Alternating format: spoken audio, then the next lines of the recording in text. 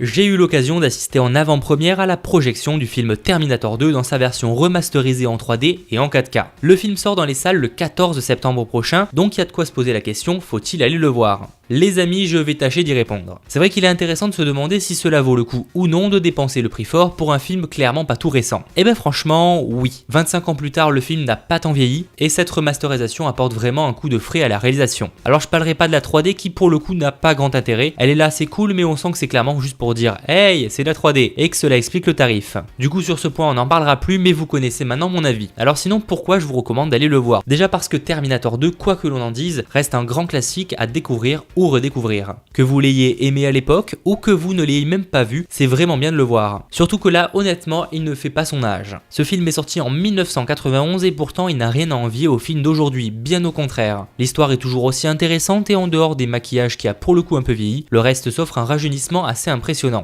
Je vous avoue m'être rendu à la projection vraiment pas convaincu en me disant encore une fois que c'est fait pour du fric, qu'ils allaient se contenter de rajouter une vieille 3D pourrie sur le film et au final pas du tout. Le tout est vraiment bien, on profite de ce classique comme s'il était sorti hier. Évidemment si vous ne l'avez pas aimé à l'époque, vous ne l'aimerez toujours pas maintenant, le film reste le même. Et pour ceux qui ne connaîtraient pas du tout ce film, je vais vite vous résumer l'intrigue. Au lendemain de la guerre nucléaire du 29 août 1997, les survivants humains entrent en résistance contre la dictature des machines, ce qui les mène à la victoire en 2029. L'ordinateur qui contrôle les machines, Skynet, a envoyé un Terminator en 1984 afin d'éliminer Sarah Connor avant qu'elle n'ait mis au monde son fils John Connor, appelé dans le futur à devenir le chef de la résistance humaine. Ce plan n'ayant pas fonctionné, Skynet envoie un nouveau tueur cybernétique, cette fois-ci en 1994, pour cette fois tenter d'éliminer directement John Connor, encore enfant à cette époque. Et c'est là que va se dérouler le film. En gros, il vaut mieux bien suivre quand on regarde un Terminator, sinon ça peut être vite compliqué. Dites-moi dans les commentaires ceux qui l'ont vu et ceux qui comptent aller le voir dans cette nouvelle version. C'était Mathéo, ciao tout le monde.